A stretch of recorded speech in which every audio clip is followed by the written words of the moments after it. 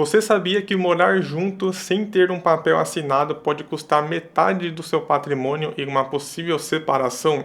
E mais, se você declarar errado no seu imposto de renda, você e o seu parceiro pode cair diretamente na malha fina da Receita Federal. Para você que é casado, qual que compensa mais? Fazer a declaração conjunta ou então a declaração individual? Nesse vídeo, então, vamos discutir sobre isso, como proteger o seu bolso e também proteger o seu relacionamento com as regras de 2026. Muito prazer, eu sou o Kaique, estou finalizando a minha graduação em Engenharia Civil, já sou certificado CPROI da Anbima. Meu objetivo é traduzir as informações do mercado financeiro e também mercado imobiliário para conseguir proteger o seu bolso, né, comentando sobre os riscos e também, né, consequentemente, então, planejamento financeiro e também patrimonial, envolvendo toda a parte também de patrimônio, sucessão, como proteger os seus investimentos. Então, vamos nessa aqui. Primeira notícia dessa vez, né, um pouco mais sobre o planejamento sucessório, tá? Declaração conjunta no imposto de renda 2026, quando vale a pena declarar junto e quando não compensa. Chegamos no prazo da declaração do imposto de renda. Para você que é casal, tem que se decidir o que compensa mais, né? Fazer então declaração conjunta ou então a individual. Pelas regras do imposto de renda, você pode incluir o cônjuge desde que esteja comprovado a união estável. Com isso, todos os rendimentos, os bens e direitos do casal passam a ser em uma única declaração. Os bens comuns na união estável, a Receita permite que um dos parceiros fique dispensável para fazer a declaração, desde que o outro já tenha declarado como patrimônio compartilhado. Para 2026, o importante, né, é referente ao avanço do cruzamento de dados, que está bem avançado nesse ponto, que é a declaração pré-preenchida. Ela já reúne os dados ali do e-social, de imóvel também e financeira, aumentando a capacidade de fiscalização. E quando compensa fazer a declaração conjunta, acaba compensando quando tem grande diferença de renda entre o casal. Então, por exemplo, um ganha bastante, outro já ganha pouco, então nesses casos acaba compensando, evitando, né, que fique na alíquota máxima do imposto de renda. Ou então uma alta concentração de deduções, como por exemplo filhos, né, se é dependente ou não. Então, por exemplo, tem os filhos, tem a mãe, caso for dependente, você consegue ter esse desconto.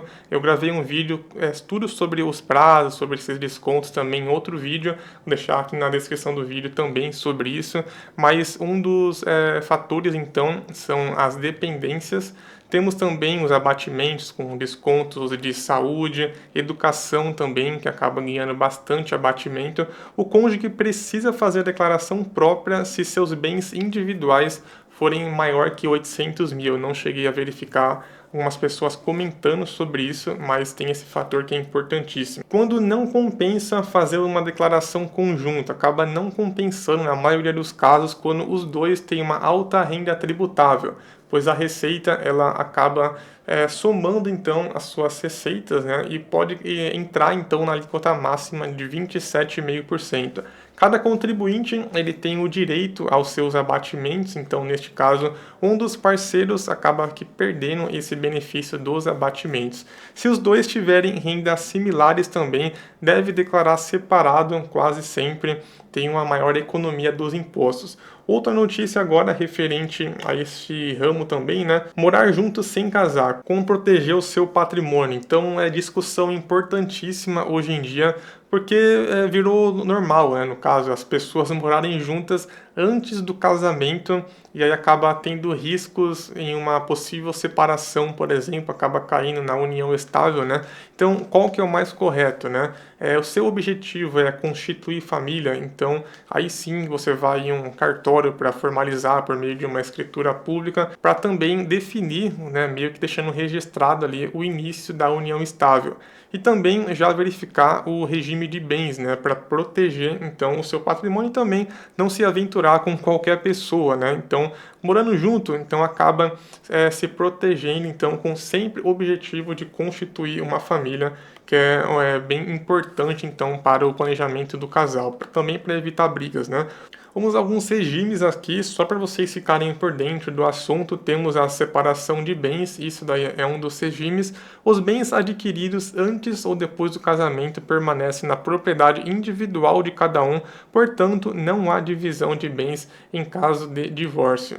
Ou seja, cada um tem os seus bens, isso daí é um regime de separação de bens. Tanto antes do casamento quanto depois é tudo dividido neste caso. Comunhão universal de bens, os bens adquiridos por cada um, inclusive os anteriores ao casamento, pertencem aos dois. Todo o patrimônio do casal é partilhado em caso de separação. Comunhão parcial de bens, os bens adquiridos por cada um antes da união são considerados bens comuns do casal, somente os bens adquiridos após o casamento são partilhados em caso de separação. E participação final nos aquestos, cada cônjuge possui patrimônio próprio e no caso da dissolução da união, cada um tem direito à metade dos bens adquiridos pelo casal. Então, quais são os riscos então de não formalizar uma união? Muitos casais de hoje, eles moram junto, porém não têm o objetivo de constituir uma família e acaba tendo riscos, né, em uma possível separação, então para a justiça, qualquer post juntos em uma viagem, por exemplo, acaba sendo uma prova e também determinando o início da união estável, né, mesmo sem regime de formalização. E os principais motivos que transformam o término do relacionamento acaba sendo algumas brigas, como já comentei, né, tendo então a falta de consenso entre o casal do que é meu, do que é seu, e também do início da união, né, também tem esse ponto e cabe à justiça de verificar aí qual que é o início da união por meio das postagens, por exemplo, né, da prova ali, dentro do meio judicial, né? Não entram na disputa os bens adquiridos antes da união e nem heranças e doações. Bom, então basicamente é isso. Então, compartilhando com vocês os principais riscos, já que hoje em dia acaba sendo comum, e meu papel então como um educador financeiro, né, um planejador financeiro e também patrimonial, é importantíssimo que vocês saibam disso, porque hoje em dia está bem comum, né, isso daí. Então, é um alerta aí para vocês, deixa aqui nos comentários se você tiver alguma dúvida e no próximo vídeo, no final do vídeo, eu vou estar respondendo vocês.